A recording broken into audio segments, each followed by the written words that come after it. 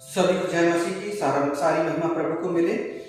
मैं आपको बताना चाहता हूं कि कलीसिया में जाना या चर्च में जाना क्यों जरूरी है। बहुत सारे लोगों का ऐसा मानना है कि जब वो कलीसिया में गए या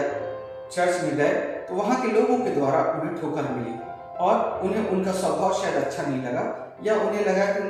उनके बीच में ज़्यादा लड़ाई झगड़े हैं और उनका जीवन शायद उतना आत्मिक नहीं है, या उन लोग उतना बाइबल के अनुसार नहीं चलते हैं। हो सकता है आप ज़्यादा बाइबल के अनुसार चलते हैं, आप ज़्यादा प्रार्थना करते हैं, आप ज़्यादा बाइबल पढ़ते हैं, आप ज़्यादा आराधना करते हैं, पर फिर भी मेरे प्रिय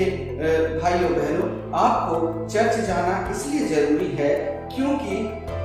आपको उस झुंड के साथ, आपको उस कलीसिया जो कि मिलकर आराधना करती है, स्तुति करती है और प्रभु के वचनों में से सुनती है, उसके साथ मिलना आपका बहुत जरूरी है। क्योंकि यदि आप साल में 1-2 बार चर्च जाते हैं या कलीसिया के साथ संगति करते हैं, तो मैं आपको बताना चाहता हूँ कि यीशु मसीह के साथ उसकी दुल्हन जाएगी। आप जो 1-2 बार जाकर चर्च की सुंदरता को बढ़ा देते हो, यीशु के साथ दुल्हन की मेकअप किट नहीं जाएगी, दुल्हन की मेकअप किट उसके साथ नहीं जाएगी। यीशु की दुल्हन ही स्वर्ग यीशु के साथ जाएगी। मैं आपको बताना चाहता हूं कि यीशु ने कलीसिया को अपनी दुल्हन बोला है, यीशु ने कलीसिया को अपनी देह बोला है और बोला है कि वो उसका सर है। अब मैं आपको उस क्रूस की तरफ थोड़ा सा आपका ध्यान करना चाहता हूं। वो क्रूस जो खोपड़ी के स्थान पर था, जिसमें यीशु मसीह लटका हुआ था, उस क्रूस पर थोड़ा सा ध्यान करें और उस क्रूस को अपनी खोपड़ी में बैठा लें कि उस क्रूस के नीचे जो हैवान खड़े हुए थे, जो ऐसे लोग खड़े हुए थे जो जिनके पास वो पावर थी कि वो उस समय यीशु मसीह के साथ कुछ भी कर सकते थे। वो कर सकते थे कि वो यीशु के उंगलियों को काट देते, वो कर सकते थे कि वो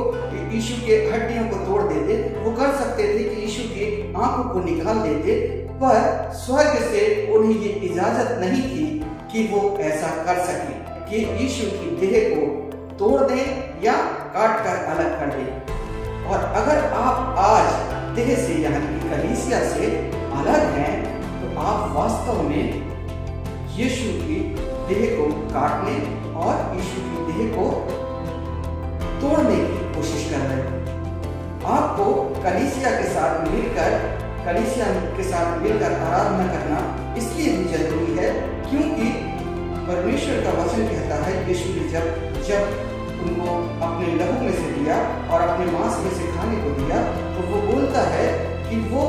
जो कोई इसमें से खाएगा वो मुझ में और मैं उनमें स्थिर रहूंगा। भोज बोलते हो, तो जब भोज हम बोलते हैं तो वो एक साथ बहुत सारे लोग मिलकर किसी भोजन को करते हैं, उसको भोज बोलते हैं।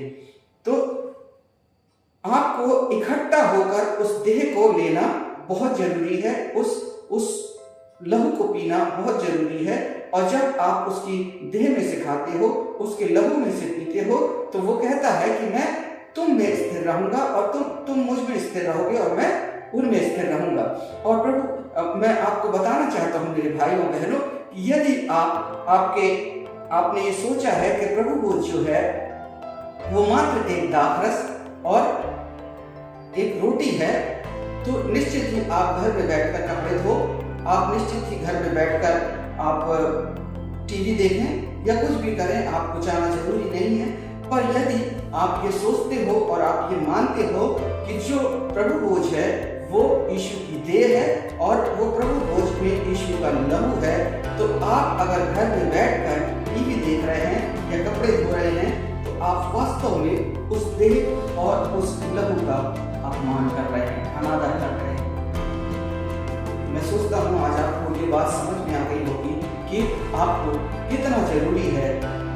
चर्च में जाना या कलीसिया में जाना। कलीसिया से मेरा मतलब सिर्फ ये है कि एक झुंड जहाँ पर लोग मिलकर प्रभु की आराधना करते हैं, उसके वचनों को सुनते हैं और उससे प्रार्थना करते हैं। वो झुंड जिसे हम कलीसिया बोलते हैं, ये किसी छत पर बैठकर भी हो सकता है, किसी कमरे में बैठकर भी हो सकता है, किसी चर्च बिल्डिंग में भी हो सकता है, किसी मैदान में हो सकता है, कहीं भी ये चर्च हो सकता है। प्रभु आप सभी को इन वचनों के द्वारा